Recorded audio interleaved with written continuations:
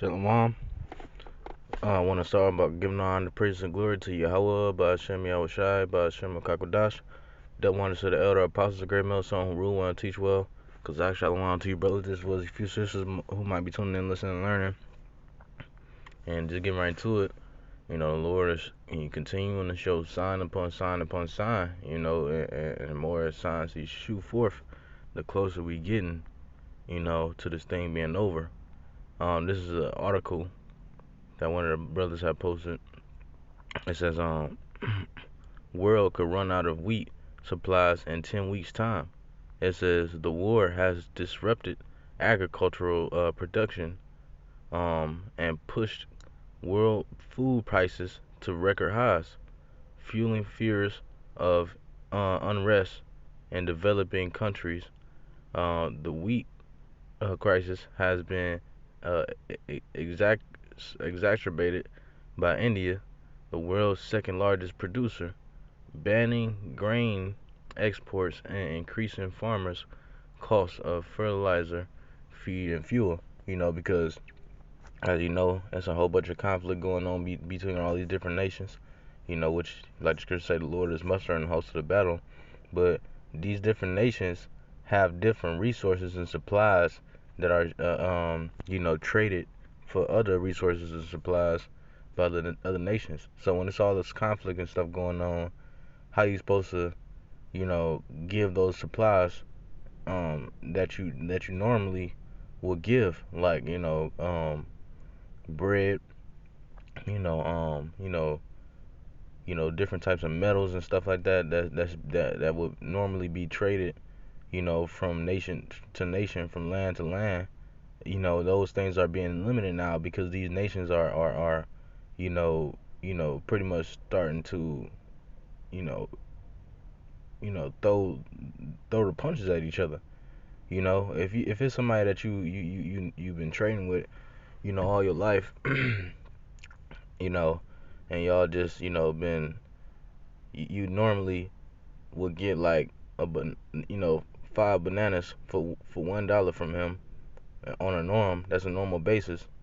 If y'all was to fall off or get some type of conflict between each other, you still think that you're gonna get those, you know, top notch bananas for $1 from him? Hell no. Things will change. He might up the price. He might in some cases, these people, they stopping, these crops altogether. Like you see here in America, where Elon Musk and all these other rich guys, start all these other rich Edomites start tell these people to stop growing crops, and then they start creating their own cropping farms, so that they'll be the main consumers. Like you see all these big companies like Amazon and Walmart. Well, pretty soon they're gonna be like the main consumers and the only consumers. All these small businesses, Esau about to try to get rid of those, so that he will be the one that you have to go to, and he gonna make this monkey business and you know, you know, you know what I mean by the monkey business, the stuff, and implementing the stuff, he gonna make that even more pressure towards getting you to go after his will, which is going to these different FEMA camps and stuff like that, and getting juiced up and seed up. You know, it says Western officials also fear that the Russian president is deliberately trying to damage the food supply by destroying equipment and stealing grain in Ukraine. All right, and that's a, could be, and they are most likely they are, because that's a tactic of war, and which you devils over here do the exact same thing, because that is a tactic of war. What else is you supposed to do towards war? When you think about war, it's not just a gunfight. It's not just a gun toting, gun blazing, missile shooting, F2 flying, barrage of, attacks. Is more strategic. They call it a campaign. When you do a campaign of war, it don't only consist of guns, but it consists of anything that could, you know, pretty much wear the enemy out, you know, or wear the opposition out, you know, uh, uh you know, attack them to where, you know, you want the most casualties that you can have in the least effort, you know. It says you know, to win the fight. It says Western officials also fear that the Russian president is deliberately trying to damage the food supply by destroying equipment and stealing grain in Ukraine. So if Russia is out there damaging grain, you know, which most likely that those grains wasn't only for the nation of Ukraine, but most likely, you know, it was, you know, being used for other countries as well that would buy those supplies, you know. So that's, it's like a trickle down effect. Those things are going to affect everything, man, you know. Those, you know, one little thing can affect everything, you know. It says earlier this week, Bank of England Governor Andrew Bailey warned of apocalyptic food price hikes as Ukraine struggles to export produce. Right, and that's what we've been saying this whole time. We coming into some apocalyptic times, you know, some evil times. Which, you know, you go into the word evil, it means bad. Eve meaning time, and ill meaning bad. You know, Ukraine does have food in store, but it can't get it out at the moment, right? Because they receiving pressure from Russia. You know, it says he told MPs on the Treasury Committee that's a big concern, not just for this country. It's a big concern for the developing world. U.S. Secretary of State Antony Blinken said on Thursday that Putin uses food as a weapon, you know, which, you know, he's not the only one who does that, man. You devils gonna do over here gonna do that as well, you know, because everything is turned into a weapon when you think about war. You just want the enemy to die. You will do anything in your power to make sure that happens, man. You know, so shit, food is gonna be used of in war, you know, attacking the food, attacking, you know, other resources like gas, energy, shit, even, you know, Wi-Fi and stuff like that, man. Everything is gonna be attacked, man. You know, everything in order to win the war, man. You know, which, you know, it ain't gonna be no winner of the war. You know, the W ain't gonna go to none of these heathen nations. The winner of the war is gonna be Yahweh Shah. You know, cause he gonna come back and straighten things out for you devils, man. You know, it says the food supply for millions of and millions Ukrainians and millions of of others around the world has been taken hostage. About 20 million tons of grain lie unused in Ukrainian silos as global food supplies dwindle and prices skyrocket. Right, which we're gonna get into some precepts, you know, because it is gonna be a famine, you know, and it's gonna trickle down to over here. You know, the Lord is saving the best for last. Really, America really hasn't really been touched for real, man. You know, she really hasn't seen nothing as serious as, you know, what these third world countries are going through currently, man. She really hasn't seen nothing that serious, man. You know, you had your little protests when Jake died and stuff like that, but when a lot of that is staged, and you know, you might have, you know, little disasters here and there that the Lord might cause, like the forest fires that was happening in Cali, like around 2016. You know, race shootings and stuff like that. You know, which a lot of that is set up. You know, but America really hasn't really been touched for her. She really hasn't seen nothing. You know, that's why the missiles really gonna be the main thing that touch her, man. You know, and chariot beams of fire. It says Luke chapter 21 verse 11, and great earthquakes shall be in diverse places, and famines and pestilences, and fearful sights, and great signs shall there be from heaven.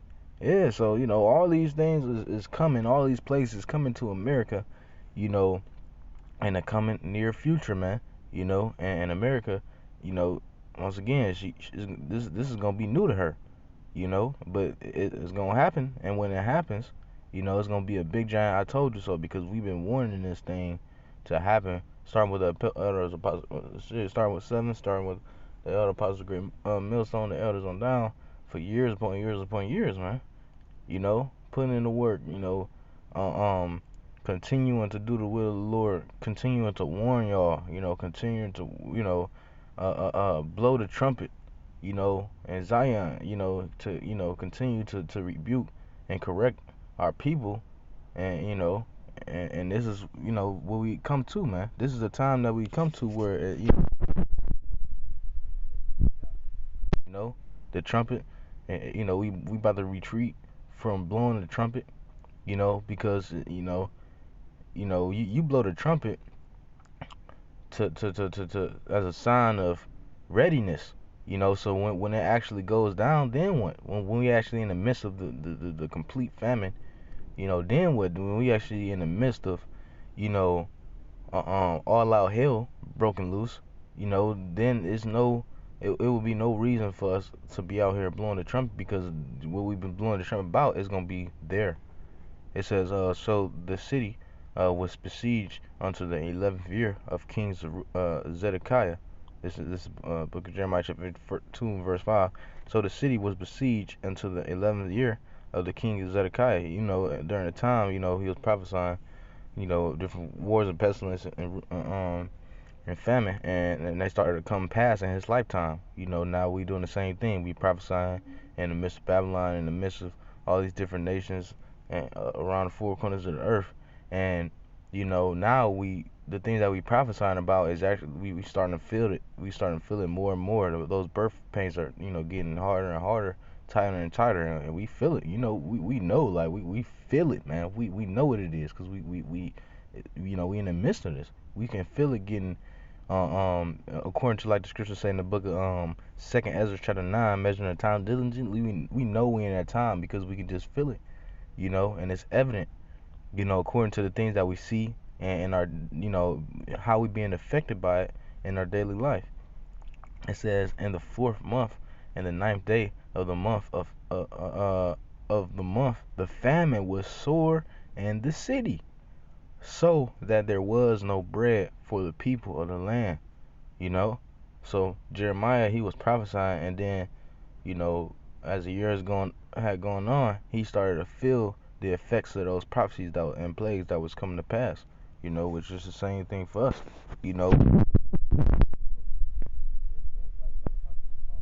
I went to the other day, like we this is a repetitive thing. We are very repetitive, you know. But you can't deny that this repetitiveness, not only is it useful and on a high level, but it's true. You know, we talk about it we go over it every year. It's gonna be a famine. It's gonna be, the Esau gonna send his troops. He gonna come down on the prophets. Spiritual power is coming, and the more we speak this thing, and the more time goes by, the more we feel these things. Brothers been having different testimonies about them feeling the spirit amped up more, like, as far as like the spiritual power aspect go. Brothers been, you know, noticing the gas prices, and doing lessons on it and talking about it, and feeling the effects of it. Brothers been noticing Eve, starting to have a change of heart towards all of the things that's going on, and starting to, in some cases, go into her feminine side. Brothers, we've been noticing that Esau is starting to what? Show his horns. All of the things that's in the scriptures that we prophesy, you starting to feel them more and more and more. Like, it's undeniable, man. That's why the scriptures say that they're gonna be without excuse, man, because it's evident, bro. It's evident. But it says, this is the book of Second Ezra chapter 16 verse 22. For many of them that dwell upon earth shall perish of famine, and the other that escape the hunger shall the sword destroy, and the dead shall be cast out as dung, and there shall be no man to comfort them, for the earth shall be wasted, and the city shall be cast down. Right, so it's gonna be a great famine, man. It says, for many of them that dwell upon earth shall perish of famine. See? And the other that escape the hunger shall the sword destroy. But you know what? I'm gonna close out with this because the Lord, He gonna, we this whole time we've been prophesying this, well, the Lord is gonna deliver us for waiting on Him. Like we just read, those who escape the hunger shall the sword destroy. Well, check this out. This book of Job, chapter 5, verse 20. And famine, He shall redeem thee from death, and and war from the power of the sword. You see, so the Lord, he gonna redeem us from the death of famine and the death of the sword when Esau tried to persecute us. We gonna be redeemed from that. We gonna be, protected. To have the edge of protection from the Lord. In these times. That we being prepared for, mentally prepared for. But Lord's willingness was edifying. Thwadi y'all, but for giving me the spirit to this lesson. Keep enduring. Keep the faith. This Shamak with the GMS Cleveland branch. Until next time, I say Shalom, Abad, Babal.